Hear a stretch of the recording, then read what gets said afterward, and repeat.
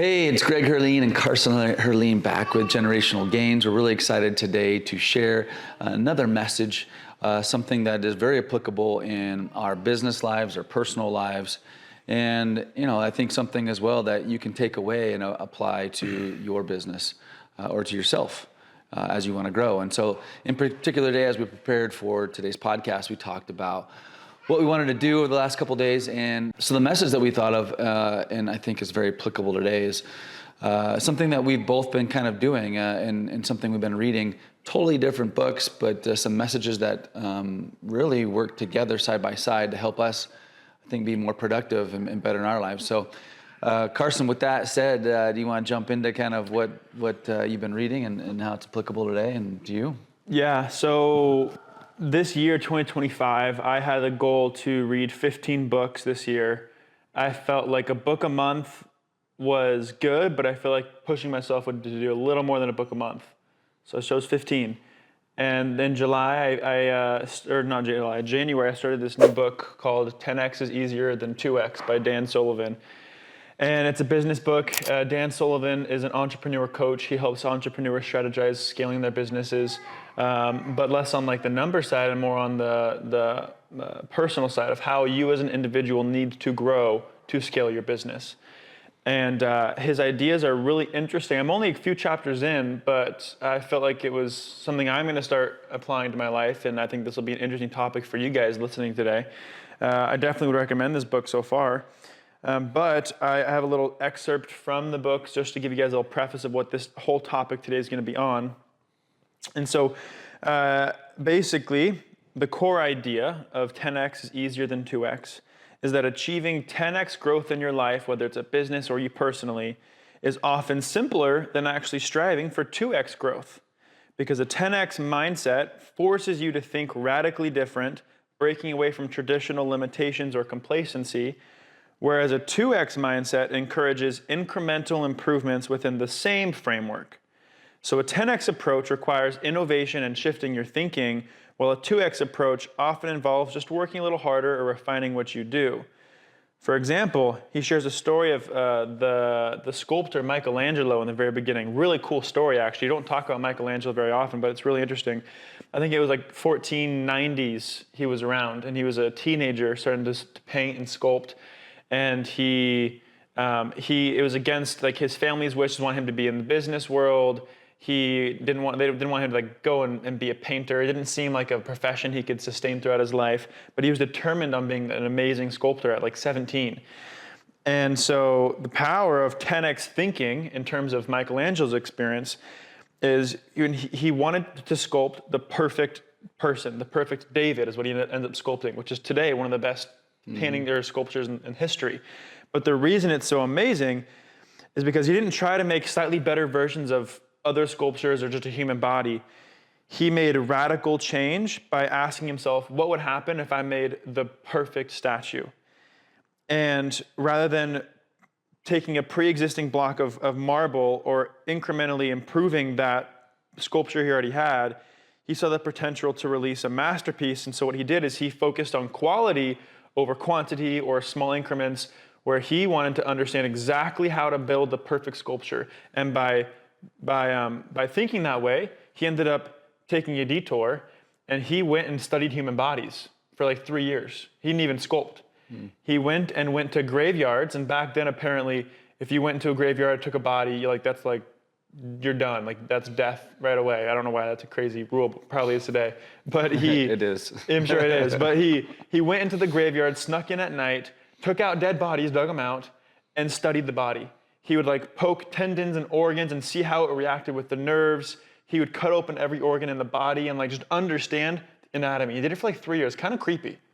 But by that, he ended up knowing how to sculpt the perfect person, where the perfect muscle is shaped the right way, and if it was a certain tension, then the back would be a certain tension, and he built some amazing sculptures throughout his life. And what he talks about in the book is when he built David, I think it was one of his second or third sculptures at this point, but that 3-year project of building the statue, sure, he made a lot of money from it, but then he was a completely different person, a different sculptor, emotionally more intelligent.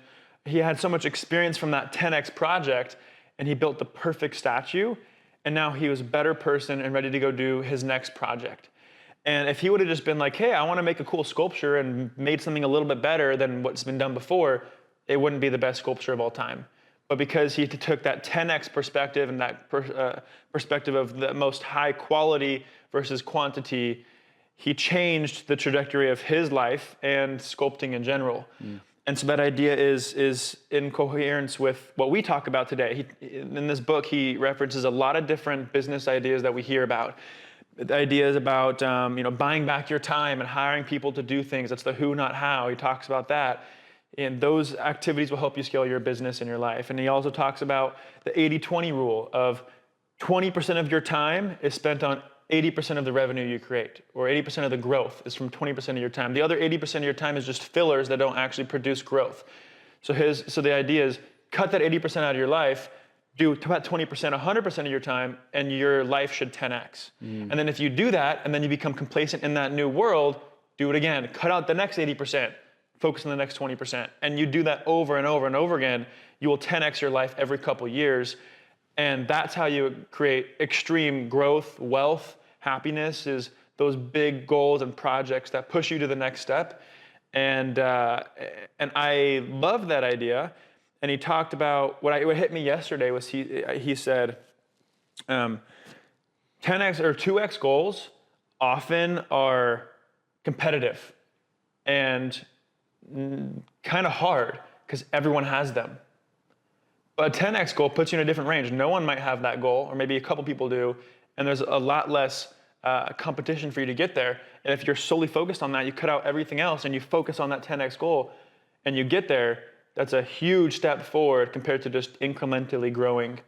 And so it's a really interesting idea, and I think we can apply this principle in every single aspect of our life, but mainly for us talking about business on this podcast, it made me think about what are the things I can cut out of my life, what are the 10x projects and goals I need to be working on, and how can I get there, versus maybe thinking, okay, I do 100 clients a year, how can I do 150 clients a year? It's like, well, that's great, but the answer is 50% more hiring, 50% more of your time, or if I completely change my marketing strategy, my systems and processes, I automate everything, I hire people, that might be 1,000 clients in a year instead of just the 150 growth, which would require a lot different set of skills and actions. I'm not gonna, I don't know, it's just a different idea.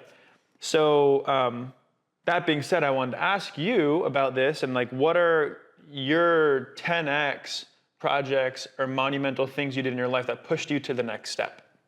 Now that I gave it a long preface. Yeah, no, that's great. As I was listening to you talk here, I was thinking about that actually, and also thinking about when you said, we spend 20% of our time that generates 80% of our increase or success. Yeah. I also think when you said that when I was your age, I probably thought that I was doing almost everything that I needed to create 80% of my revenue. Yeah. Or 80% of my success. Yeah. Because I think when you are in the present right now, just think about, so when you said that comment, it made me think about my 20s. I was like, man, I thought these were the top 10 things I should be focused on to create this. But then 10 years later, when I was 30, I was like, oh man, half of those things were actually not producing and or taking away from my success. Yeah. And you could probably think about it too. I know you're only 22. Yeah. When you were 18, it's only been 4 years, but it's totally different in 4 years, where you would spend your time and energy to create that kind of success. So I do think what you're sharing is really important, because I feel like education, constantly educating yourself, reading books, and evaluating where you are personally and in your business all the time will help you readjust where you're spending your energy and time. So first wanted to say that's true. That's awesome, because I think a lot of people, including even today, I think we might be thinking we're spending it all in the right areas, and we're probably a little bit off, always a little bit off. You could be tweaking it. But to your point, that what you shared, I think some big pivotal things for me too, I can think of in particular. One was when I repositioned my energy and time from financial goals to personal goals. Interesting. And when I was your age, I had all these, I mean, I was healthy, right? I was 22, Yeah. I was healthy. But as I learned that I was more in tune with myself personally, meaning workout, eating, relationship, father, all those like personal things, the better I was in tune with that and at home, the more success I was able to have hitting my financial goals. And when I was younger, I thought it was the other way around. Not necessarily the other way around. Yeah. I still had priority, like being a father and husband was priority. But I didn't, it was just like one of my goals. It was just one of my goals. Like, you know, like go to church. That was a goal, right? Go, you know, like do these different things. But the better I was personally, me, not, the stronger I felt physically, spiritually, mentally, all those areas really changed my success in business. So that was a big turning point for me that I didn't learn. Do you feel like that was a short period of time, or was that like a 10-year discovery? I think it was a 10-year discovery. Yeah. It took me like 10 years because I was having success. Yeah. It's hard when you're having success, when you're 22 and you're like, oh, I just doubled what I just made the year before. You're like, well, I'm the man, right? Yeah. But so that was probably the number one thing, and continues to be something I try to focus on. But now that I understand it, I really try to focus on it. But number two was a game changer, was the 10X part, where you said being a radical changer and making a difference. And for me, I feel like when I focused when I say almost, because I always had one little passive thing happening all the time, but I shifted all my stuff to one business line and was able to pay attention to it and think of big changes. Like it might sound simple, like you said, automation. I changed our fee schedule. Now this might sound like a simple thing, but we're one of the few companies in the industry that has the fee schedule that we have. We made that change 4 years ago. I was 42 years old, right? 41 years old. That changed so much in our business. It changed the way we processed. It changed our revenue streams. It changed where we became, because most companies, just to give you an idea, let me give you an example. So for 10, 11 years, our trust company, like 90% of all trust companies, have a flat annual fee. This might sound so simple, guys, but I'm going to share it with you. A flat annual fee to hold an IRA account. And then every time you do different transactions, they have transactional fees, right? Our company did the same thing until 4 years ago. 4 years ago, we changed it to a fee based upon assets. And then we did not do really any transactional fees, none. Well, why would we do that? Well, was it a higher annual fee though? So higher for some people, depending upon where they were. On average, it probably went up 5%, maybe. Not much, okay. Maybe 10, but when you're talking about like a $600 fee, it went up like $60. Yeah. But what happened is I had a whole department. When I say department, like 3 or 4 people, their job before I made this change was go out and collect fees, transactional fees. So we had a whole department bugging people. Hey, Carson, you just made this asset thing. Can you please send us $150? Yeah.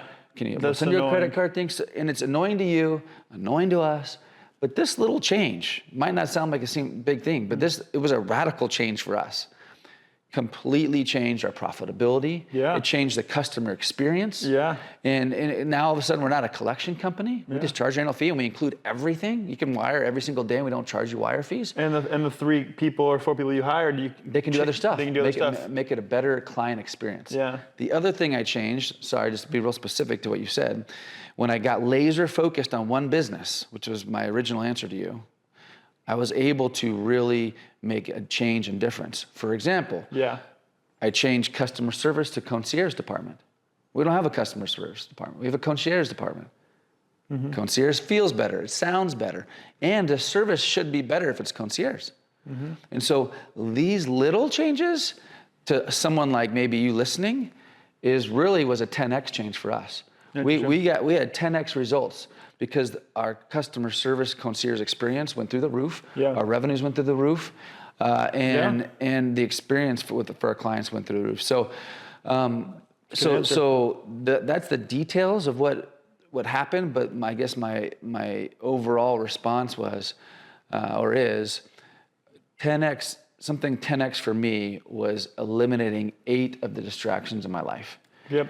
And I think that's something that's universal, especially as a deal junkie. Like, I like deals, but being able to say no and focus on what you know is, and I still fall into yeses. I mean, you've seen me fall into yeses, but getting better at saying no really makes me able to 10x my business. That's a good answer. What about you? So now that you've been reading this and it's fresh, have you done it, or do you feel like you're doing it right now? Or as I was reading it, I feel like it's ideas that I've been doing right now. For example, I just read Buy Back Your Time, a book 3 months ago, and it is all about the 80% versus the 20%, and how anything that's not in your 20%, don't do. Hire somebody to do it no matter the cost, every single time, because that's going to bring you back your time, your freedom to go do more of that 20% of what makes you the most money, makes you the most energy and happy. And so when I read that book, it made me excited to hire an EA. So that's the first, hopefully 10x jump. Yeah. Every story I hear in these books about them, first time you hire an EA is like, you just bought back more than half your time, 80% of your time just got back, and now you can spend all of your time on producing income. So instead of 20% of my time doing things that produce income, or not having time to do more podcasts or connections, networking, events, speaking, now I have all my time back to just do that. So my revenue might 10x this year, and just from hiring somebody to take more of my time off my plate.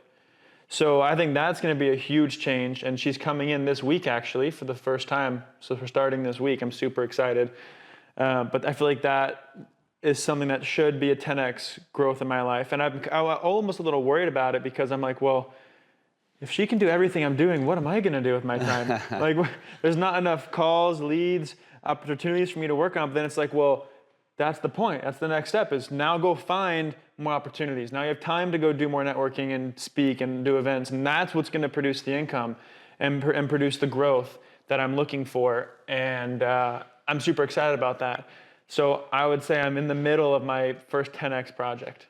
So you're exactly right. Like what you just said, I forgot. That's probably my first 10x thing. When I was 23-ish, I think 23, I hired my first employee, and that was, I was giving up basically 40% of what I was making. Yeah. So I was making like, I don't know, 100,000. I hired someone for 40. Yeah. And I was like, pretty stressed out about it. Yeah, it's a lot of income going. But it totally, I was able to double what I paid her in income, because I had more time to focus on the radical changes and on the growth. Yeah. So it was a game changer. Yeah, no, that's great. I'm excited for it. So we also, as we were preparing for this, we talked about, I know we've taken a lot of this time up to talk about the book I was reading, but you're reading a book right now as well that is different than what I'm talking about, but kind of has similar ideas and things we can apply. So share a little bit about the book. Yeah, so right now I'm reading a book called the Titus 10. 10, T-E-N? And my brother, I'm reading a book called the Titus 10. My brother-in-law, Matt, sent it to me. And it's about the kind of being a strong man. Obviously you can apply it, or female, but a strong man in particular for me in this world, and how this world in general has, men have become a little weaker. They don't stand by. They're not great leaders. They need to do better. Basically need to do better. And the Titus 10 is based upon Titus, who was one of the probably biggest followers of Apostle Paul in the Bible, in the New Testament. There's only like 2 or 3 chapters of Titus in the Bible, in the New Testament. But in particular, it's applying like who he was and how he followed the Apostle Paul, and how Paul, when he would send Titus to these difficult places, and he could count on him. Yeah. And he showed up, and he would tell people, he was just Christ-like, and he never faltered or wavered. And I love these kind of, I think the Bible is one of the best business books out there. And I think this is a great example of it. Like, staying true. Talk about 10x. I feel like the qualities a person has to have in life are critical to having 10x. Just reading it doesn't do it enough. Yeah. And one of the things I read yesterday in the book was this. They said there's an epidemic of passivity or complacency. And there is this epidemic, especially in today's younger generation, where and even older generation now with phones and internet and social media, where people are passive. People are complacent, and they want a 10x, but they don't dive deep in their education and or work ethic. The example they gave was a little different, but I'll still share it. As far as passivity, example he gave was talking about how in today's world, he was watching this video and he's like, I was really disgusted by it, but the only reason why I didn't turn it off was because of what he saw behind what was happening, which was there was this man hitting this woman. And he said, normally, like, obviously I don't like seeing that, but what really disturbed him just as much was seeing two men behind videotaping it, not like helping, interjecting and protecting this woman. And that, I mean, that's not necessarily a business perspective, but that is a perspective of where a lot of today's world and generation's going, and not, being passive, not standing up for what is true and right, not standing up and being loyal to your business partner, not being loyal to your spouse, not being loyal to your business, and so and not dedicating yourself to it. And so this book is a lot about leadership, religion, spiritual, being a good fundamental savior, not a savior, but disciple.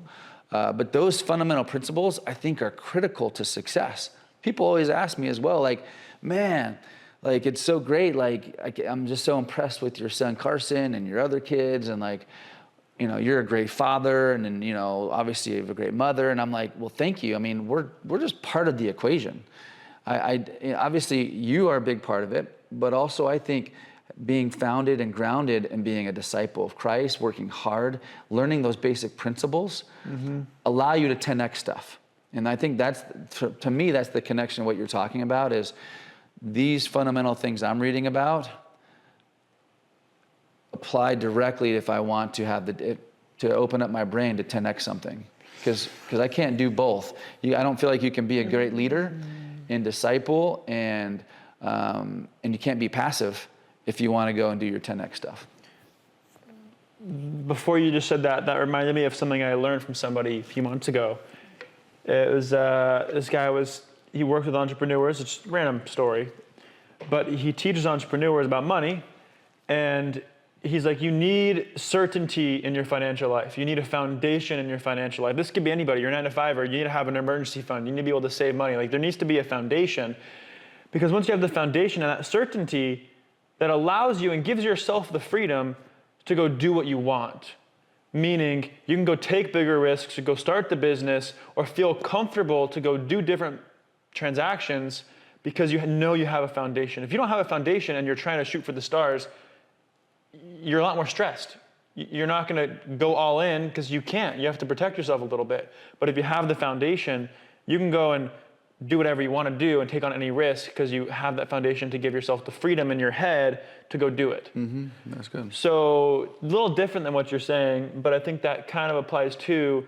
And those of you who aren't entrepreneurs or business owners, that's something maybe you can implement, is just having a foundation and being smart, because that's what you can work off of to go do certain other activities. Yep. Look, I think the hope of all of our podcasts is that you can take one or two of these things and apply them to your business or to yourself personally. It could be just getting a good reference on a good book, but also maybe just a reminder on fine-tuning where you're at. And if you're not happy where you're at, either personally or financially, or you want to be doing better, I think these little things that we're applying into our lives make us better husbands, better business partners, business owners and friends, and better people, frankly. And so all those things, that mix is going to help us 10x our lives and our business. And I think just talking about it amongst yourselves with us, or just having it in the forefront of your thoughts is going to help you have more success. I love it. Well, thank you guys for joining us again. As most of you know who are here often, we always end with what we call sweet, sour, and service. It's a thing we do with our family, where we share a sweet, a sour, and a service of our week or our day. And sometimes on the podcast, just to make it short and quick, we like to end with maybe one of the three. So let's wrap up. What do you got? I would say a sweet for me was this last week. We were with some good friends, the Grahams, Jason, Hillary, and you remember we went and visited them during COVID. Yeah. In Texas. What was that? 5 years ago. Yeah. And we taught them sweet, sour, and service. Their kids. And so a sweet for me was this last week. Hillary and Jace told us that their 13-year-old or 12-year-old recently shared in school one of their favorite family traditions, and it was sweet, sour, and service. And I thought that was pretty powerful to see it kind of go further into other places in Texas, and how it does affect their dinner tables and their friendships. That is cool. That's good. I'll end with a sweet and share with you podcast listeners that my wife is pregnant.